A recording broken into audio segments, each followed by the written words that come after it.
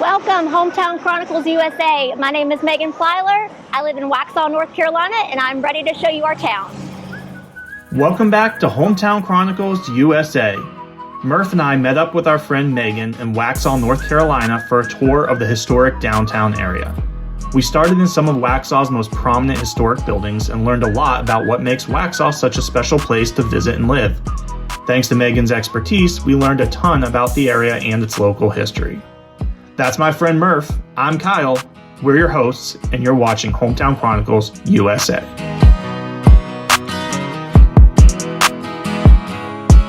So this Belk store in 1894, this was the second Belk building built. The first one was in Monroe, North Carolina, and what they used to be called before it was the Belk store, the New York Racket.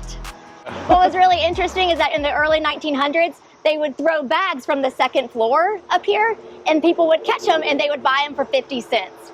So did people know what was in the bag? No, it was like a guest. A surprise bag? Yeah, it was a surprise bag. And that was a big thing. Like on the weekends, they would be dropping it. Like you would come and you would get your bag for 50 cents. Mm-hmm. And this is where they would go for their main shopping, would be at the Belk store in Waxhaw.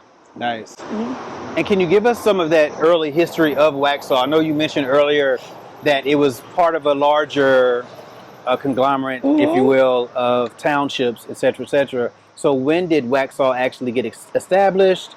And can you give us some of the Waxhaw Indian history? Yeah, so the Waxhaw settlement was a large settlement. It was from Cabarrus County all the way to Lancaster, Chester County, the Waxhaw settlement. The town of Waxhaw was not established until the coming of the railroad in 1888. This is where you're here right now, in the actual downtown portion of the Waxhaw. So the Waxhaw settlement was the mid-1700s all the way to 1888 when the town of Waxhaw was established. Before European settlement, we had our natives, which is what the town's named after, the Waxhaw Native Americans, and they were in the area for hundreds of years based on our research and what we have.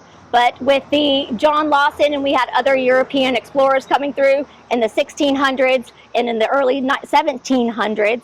But what happened is with that contact, we had a lot of diseases. And the smallpox really dwindled down the Waxhaw Native American tribe to the point where we think it was only 100 Native Americans in the Waxhaw tribe left. And so what happened is in the early 1700s, when that was happening, they just were too small. We feel that and based on the research, they assimilated with the Catawba Nation. Yeah, which isn't too far from here. It's about 10 miles, the Catawba Nation. Yeah, absolutely. All right, well, we're excited to be here. So where are we going next? So I'm assuming that everyone knows you around here. Yeah, well. You're the local celebrity, right? I'm just crazy. I had a cupcake there. Oh, good. Yeah, they had gluten-free options, so that always works well for me. Yeah. So we used to have the Waxhaw Banking and Trust was the first bank in Waxhaw, and it was around this area right here, the Waxhaw Banking and Trust Company. And then over here we have the Farming, Gin and Trading Company. And what this was like the farmer's store, where they would also go to trade and also to sell and also to... Sorry, I know them. I told you, local celebrity. I know. But this was one of the oldest established businesses in Waxhaw, the Farming, Gin and Trading Company. Mm-hmm. And it was established until 1973, and then it became restaurants after that. Okay. So this whole area was the main part of the Waxhaw community, especially with the stores when you would go to. Okay, sweet. So this is North Main Street. So the town's divided by North and South Main Streets. Okay. And it's divided by the railroad. Are there any like Hatfield-McCoy stories connected to Waxhaw from a family lore perspective? Not family, but Buck. Did you ever read the Buck Patterson, the Rampage? I feel like I've heard it before, but I haven't. So, I wrote everything down to get the dates right for you guys, because I didn't want to say it wrong. No, it's all good. And I have one to give you too. So in 1947, at the corner right before we got to Maxwell's Tavern, a person, used to be the bus stop, he came and he shot up, and there's actually bullet holes still in the brick. Mm-hmm. And 3 people passed away. They actually chased him into Lancaster. I know a constable was shot and killed, and then 2 other people passed away. And they finally caught him, and he died in jail about 20 years later, and he's buried in Waxhaw. And they Wow. call it the Buck Patterson Rampage. Wow. So that was the big uprising here. Yeah. Right? Okay. Now, if you came here in the 1990s, because really the whole Waxhaw area wasn't really like getting this, wasn't this traffic. You're talking about back when I grew up in high school, there was nothing to do on a Saturday night in downtown. Like that, the Maxwell's Tavern was the only restaurant. So were all these, buildings yeah. defunct? Like, was it just? It was mostly antique shops. Like there's still some antique shops, but mostly Waxhaw, and even in the 70s, 80s was antiques. Okay. Are we gonna jaywalk? Is that what you're thinking? So is this kind of what happens to like a historic town that's got a lot of antique stores eventually in the future? Yeah, well, because like they sold a lot, all the farmland, most farmland was sold, and then they built a lot of neighborhoods. So back when I was growing up, we didn't know what a neighborhood was. Yeah. Like we grew up on land and no one cared about what neighborhood you lived in because no one lived in a neighborhood. Right. But now we have a lot of neighborhoods in Waxhaw that have thousands of homes in them. Yeah. I grew up in a town that nearby had a historic town that just was all antique stores. Yeah. And so I just wonder, is this what it will look like in another, 15 years? Possibly. Hopefully not. Well, it's good and bad. It's very good and bad. Okay, so this is the A.W. and Heath Company store. This whole block is actually. And what this building actually has inside is one of the oldest elevators in the whole entire country. So here it is. One of the country's oldest elevators. One of the country's oldest elevators. Wow. So the very early 1900s, you see how the bottom of it's original. Wow, that's wild. And they used to. So how would this happen though? Like how does it? And then pull it. So the person that's on it would have to pull. And it. they would also, what they would have, the top portion sold coffins. That was one of the things they sold, furniture and coffins. So, the elevator. At the top, you can picture your hot coffee out. And then wheel it down. You're on the elevator to heaven. And then you have a ladder to save you, the left.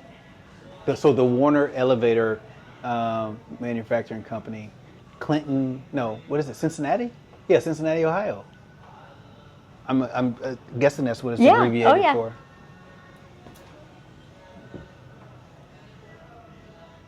That's pretty cool. Yeah, it is. But not many people, like in Waxhaw, whenever I post about it on my Waxhaw history, like everyone's like, what? Like people in Waxhaw don't even know. Yeah, well, we know. And now you know. We are here. The Meeting Place building once served as a police station back when we only had a few police officers in town, our population was lower. It also served as a location as the polio vaccine in the 1950s, I want to say. They would drive them here, and the Waxhaw Women's Club would also help out giving the polio vaccine to all the students. Oh, all right. A polio vaccine distribution center. Yes, and they also, Police department? yes, and they also, my husband's grandfather would tell us stories that when they loaded them up on the bus to take them here, they didn't tell them where they were going. So they were only a mile away, but they loaded them up and brought them here, and none of the teachers or parents told them what they were going to get. Oh, yeah. That's where the lack of trust probably started. Yeah. So this is the David Barnes Park, and he was an educator for, I want to say, over 30 years at Waxhaw Elementary. He was a 5th grade teacher mostly. He always wore a suit and tie to school. He was respected and loved by everyone. He also was a town commissioner for many years, and he also was very active in his church and the whole community. You could always see him not wearing a suit and tie, but he would be in his jogging outfit, and you would see him jogging down the streets every weekend. And you said that he was your teacher? Yes, he was my 5th grade teacher. Yeah. Hmm. And he recently passed away this past year. What do you feel like the most important lesson is that you learned from him? Dress for success and just hold high standards. Because being an educator now at the same school he taught at is just having those high standards. And kids will rise to it. All right, let's check out the park. Get his. It's a children's park, so it's very fitting for him. Okay. It was named after him because he gave back. He did so much for the Waxhaw communities.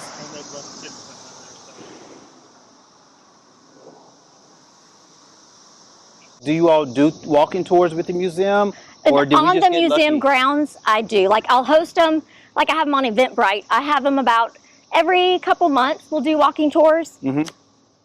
Where it takes about an hour. We do the indoor exhibits and also all the historic structures, because we have the oldest post office in Union County, we got moved to our site. Okay.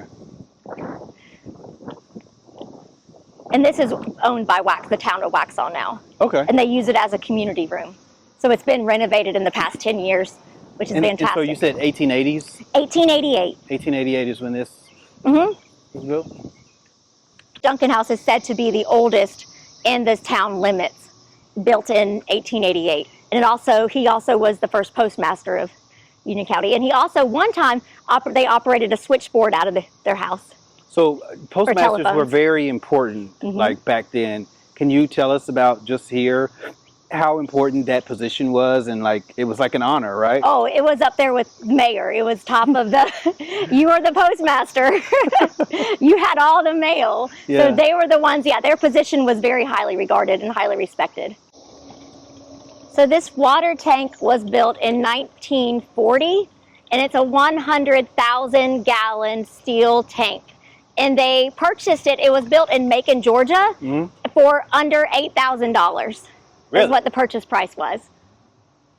And now what they do, it's not in use anymore. It's kind of like a historical structure now for like how we call the heart of Waxhaw. And what they do, they have lights on at night. So they have the different color lights going at night. And what they would say coming from Monroe, people back, we're talking from 1940 all the way to the 80s, 90s, they would know they were coming close to Waxhaw when they saw the top of the water tower and tank. I feel like in all small towns, like you have to have a water tower. And then in high school, y'all would climb it? no, not me, but that was like the initiation. Did you climb the water tower? I have friends that did. How high up have people gone? All the way. Not Really? me. I had friends, high school friends. Yeah, They went all the way to the top. Cal, could you do it? Would you do it? I would not do it. If you got paid $100,000 to try, Oh, $100,000? Nah. 200,000. Keep going. Would you do it for 200,000? No, You wouldn't climb I it for wouldn't do it for 200,000? anything. I would probably fall because my nerves would be so bad. So Crossroads Coffee Shop, Crossroads Coffee Shop. right here, not this building itself, but the location of it. Sally Stinson was an African-American business owner in the early 1900s, and she actually had a boarding house for African-Americans right here. And it was also like a pillar of the community for African-Americans. They would do dinners, they would go visit there. She would be known for cooking meals, especially for 4th of July, right there. And what was interesting is that there was another woman, a white woman, who on the top of this building right here, she had a boarding house too, but it was for white. Yeah. So it was just this close together. Yeah, yeah. And you said in the early 1900s? Mm-hmm. Okay. There's no marker up there. We need some markers for both of these spots. I post about it on the Waxhaw history page. Shout out to the women, you know? Yes. Gotta have that. I like those, what are those called? With that door with that. Facade maybe, or?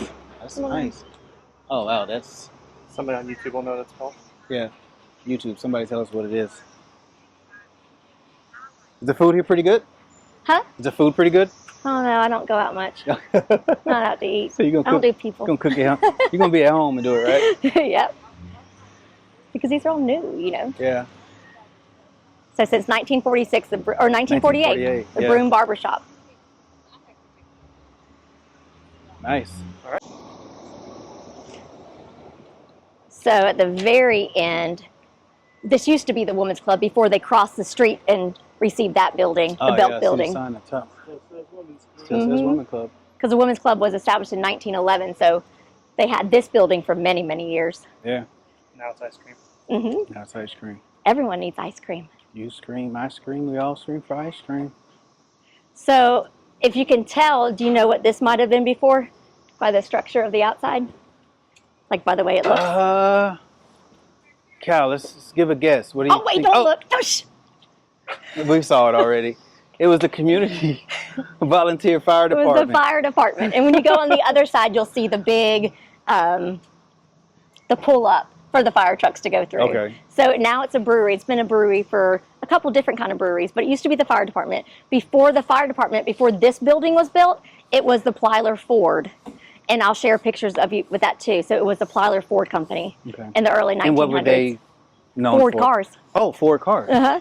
And I have pictures of them, and they're not what you think of cars. And right here is our bridge, our overhead bridge, Prior to 1940, cars, not how it is now, but cars would travel over the bridge. Ooh. What? It's very different.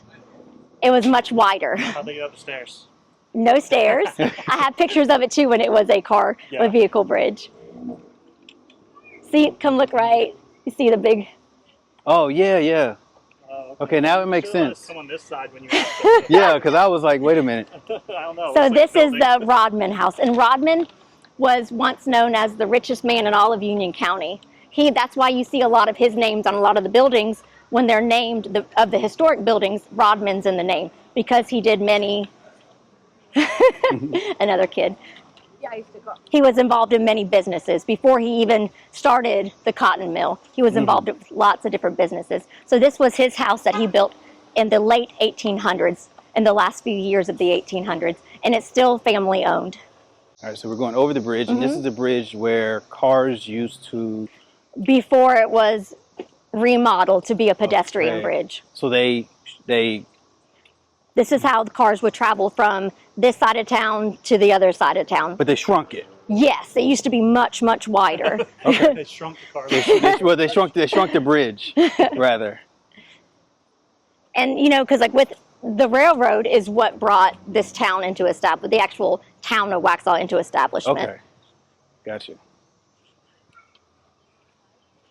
So that's why the railroad is such the heart of this town of Waxhaw, Yeah. because it brought the money, because in the early 1900s, Waxhaw was doing very well. Yeah. Just like Monroe, with the railroad going through Monroe, how Monroe was very predominant.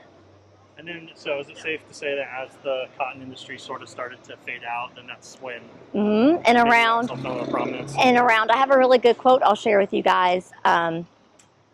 It's called The Decline of Cotton, Yep. and that was around the Great Depression, and it truly just slowed Waxhaw kind of to a stop, and it was just very much different. It wasn't vibrant. It wasn't the pictures of everyone around on the weekends traveling around Waxhaw. Yeah. Similar to this amount of people, but just no cars. Yeah. It was horse and buggies, but just Because the with money and job left.